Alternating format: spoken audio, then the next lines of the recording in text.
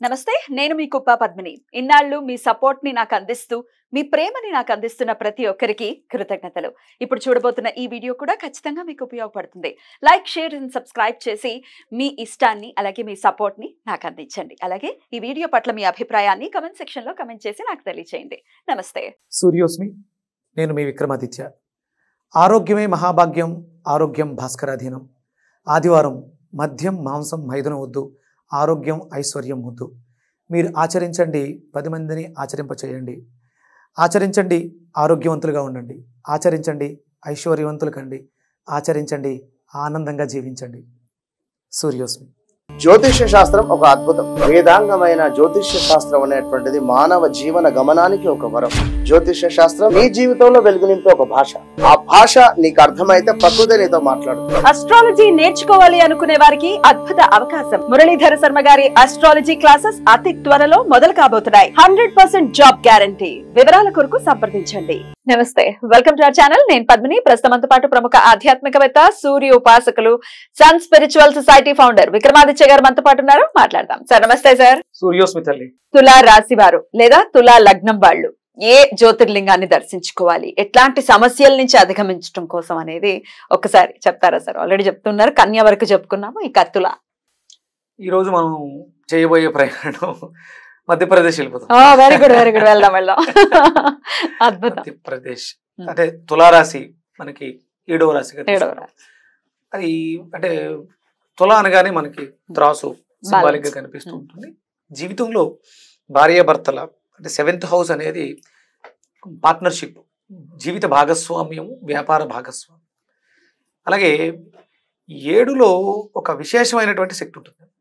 ఏమిటది? అక్కడ అధిపతి ఎవరు? శుక్రుడు. శుక్రుడు. నక్షత్రాలు ఎన్ని ఉన్నాయి? విశాఖ, చిత్తా, విశాఖ, స్వాతి, విశాఖ. చిత్తా, స్వాతి, స్వాతి, విశాఖ.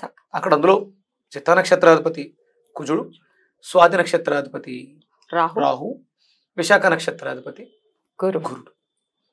అసలు అంటే ఆ కాంబినేషన్ అంటే మనం కుజుడికి రాహుకి పడదు. ఎందుకంటే రాహు శనికి మిత్రుడు విపరీతంగా. అది వచ్చేమో మనకి ఇక్కడ తుల్లో పడింది.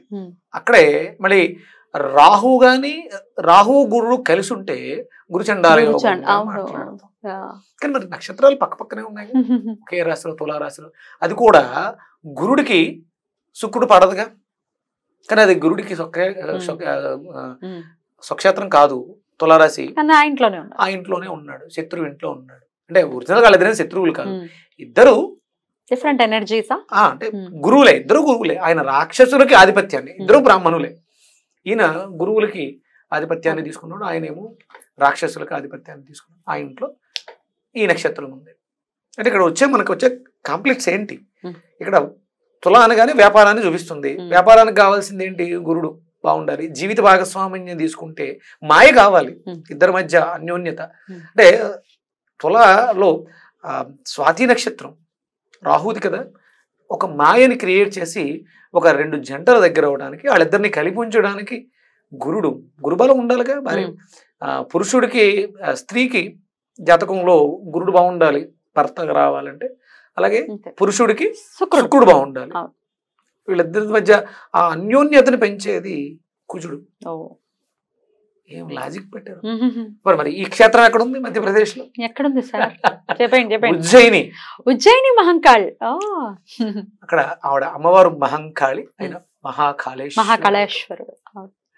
అంటే కాళేశ్వరుడు ఆ శబ్దానికి మనం ఇది వినాలమ్మా. చాగంటి కోటేశ్వరరావు గారి నోటి వింటే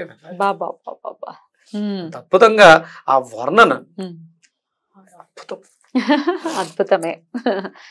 తులారాశి అంటే ప్రతి మనిషి జీవితంలో కూడా ఆ 7th అనేది, అంటే వివాహాలు ఆలస్యం అవుతున్నాయి, వివాహాలు అవ్వట్లేదు చాలా మందికి. తులారాశి వారే కాదు, ఇన్ జనరల్ గా మాట్లాడుకుంటే 7th యాక్టివ్ చేసుకోవాలి. అంటే అక్కడ వివాహాలు అయి విచ్ఛిన్నమయ్యే వాళ్ళు సార్, వాళ్ళకు కూడా. అక్కడ మీకు ఉజ్జయిని మహంకాళి, అక్కడ ఆ క్షేత్రంలో కుజుడికి దేవాలయం ఉంది. అర్థం అదే. ఉజ్జయినిలో కుజుడికి దేవాలయం ఉంది. అంటే ఆయన పుట్టింది అక్కడే. అంటే ఒక్కొక్క గ్రహానికి సంబంధించినటువంటి దేవాలయాల్లో మనకి కాశీలో గురుడి యొక్క దేవాలయం ఉంది. అలాగే చండీగఢ్ కాదు, ఉత్తరాఖండ్ లో రాహుకి దేవాలయం ఉంది. నవగ్రహాలకు కూడా ఉన్నాయా? అందులో మనకి ఇక్కడ అంటే చూడండి, అంటే ఇక్కడికి వెళ్ళటం వల్ల ఎంత ఇంటర్లింక్ భగవంతుడు పెట్టాడు. కుజుడికి సంబంధించినటువంటి దేవాలయం ఉజ్జయినిలో ఉంది.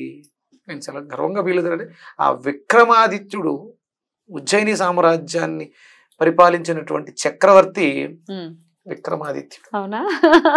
చక్రవర్తి అంటే ఈ కలియుగంలో ఆయన భువి నుంచి దివికి వెళ్ళి ఇంద్రసింహాసనాన్ని, బంగారు సింహాసనాన్ని వరంగా గిఫ్ట్ గా తెచ్చుకున్నటువంటి చక్రవర్తి ఆయన. మీకు కథ ఉంటుంది, భోజరాజు కథలు ఇవన్నీ విక్రమాదిత్య కథల్లో ఉంటాయి కదా.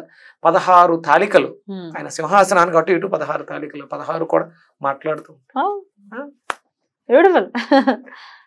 అంటే ఎంత వైజ్ఞానికత! అక్కడికి వెళ్ళడం వల్ల, మీరు ఆ దేవాలయాలు దర్శించడం వల్ల అక్కడ ఉన్నటువంటి శక్తి. అంటే ఏ దేవాలయం కూడా శిల్పులందరూ ఒకే రకమైనటువంటి శిల్పకారులు అయినా కూడా ఒక్కొక్క క్షేత్రానికి ఉన్నటువంటి ఎనర్జీ వాళ్ళతో ఆ రకంగా అలా క్రియేట్ చేయించింది. అద్భుతం. భారతీయులు గర్వంగా హిందువులు అని చెప్పుకోవడానికి గర్వపడాల్సినటువంటి క్షేత్రాలమ్మాయి ఉన్నాయి. తప్పకుండా అట్లీస్ట్ ముందు 12 అయినా దర్శించుకోవాలి కదా, కంపల్సరీ. నాకు ఇవాళ ఎక్కడో పోస్ట్ చూసా, పాపం ఆయన, పాపం కాదు నిజంగా, 12 జ్యోతిర్లింగాల్ని సైకిల్ మీద యాత్ర చేస్తున్నారా? అద్భుతం, చాలా అద్భుతం. అలాగే మరి ఆయన 12 రాసుల్ని జ్యోతిర్లింగాల్ని కూడా కవర్ చేసేస్తారు. అంటే ఎంత పుణ్యాన్ని సంతరించుకుంటాడు. వీలైతే ఆయన ఏమైనా కనిపిస్తే అలాంటి వాడికి చేయూతనివ్వండి. యాడ్ చూసానమ్మా ఫేస్బుక్ లో ఎక్కడో చూసా. అంటే పోస్టులు చూస్తుంటారు, ఒకవేళ ఆయన ఫోన్ నెంబర్ అయినా ఇవ్వడం జరిగితే అలాంటి వాళ్ళకి మనం సాయం చేయగలిగి, ఎంతో కొంత సాయం చేయగలిగితే మనం దర్శించినటువంటి పుణ్యం వస్తుంది. బ్యూటిఫుల్. సో జీవిత భాగస్వామితో ఉండేటటువంటి ఇబ్బందులు అనుకోవచ్చు, వివాహం అవ్వట్లేదు అనుకోవచ్చు, పార్ట్నర్షిప్ బిజినెస్ లో ఇబ్బందులు అనుకోవచ్చు.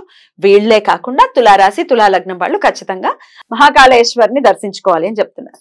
మరి వెళ్ళలేకపోతున్నామండి, ఆర్థిక పరమైన ఇబ్బందుల వల్ల వెళ్ళలేకపోతున్నాము, అనుకున్నా వెళ్ళలేకపోతున్నాం, అడ్డంకులు ఉన్నాయి అనుకుంటే కనుక ఎట్లా సార్? మంత్ర రూపంలో కూడా చెప్తున్నారు కదా. 100% మనం ఆ మంత్రాన్ని చదవడం ద్వారా మన చుట్టూ ఆవరించినటువంటి మాయ తొలగి ఆ స్వామి దర్శనానికి వెళ్ళడానికి యోగ్యత కుదురుతుంది. తప్పకుండా సార్, ఆ మంత్రం ఏంటో చూద్దాం. అవంతికాయం విహితావరం ముక్తి ప్రదాయ చ సజ్జనానాం అకాల మృత్యు పరిరక్షణార్థం వందే మహాకాళ మహాసురేశం. అద్భుతం సార్, చాలా. ఆ క్షేత్రం యొక్క వైశిష్టత మనకు అనుకోకుండా వచ్చేటువంటి మృత్యువు నుంచి కూడా కాపాడుతుంది. అంటే మనల్ని అసుర శక్తులు, దుష్ట శక్తులు అకాలంగా వచ్చేటువంటి వాటిని కూడా అద్భుతంగా మనల్ని ఎదిరించి మన ప్రాణాన్ని మనం రక్షించుకోవడానికి అపమృత్యు దోషం నుంచి విముక్తి లభిస్తుంది. భాగస్వామితో ఎదుర్కొనేటటువంటి సమస్యలు ఒక్కొక్కసారి మృత్యు వైపుకి తీసుకెళ్ళి అలా వెళ్ళిపోయిన వాళ్ళు ఎంతో మంది ఉన్నారు. సో అది దాని నుంచి కాపాడబడతారు కదా. 100%. అంటే వివాహాలు ఆలస్యం అవుతున్నాయి, వివాహాలు బ్రేక్ అవుతున్నాయి. బ్రేక్ అవ్వడం లేకపోతే హింస కంపల్సరీ. అంటే ఒకవేళ ఇవే అంటే మనం ఎవరికీ చెప్పుకోలేము ఈ బాధలు, దానికి వెళ్ళడానికి అవకాశం దొరకట్లేదు.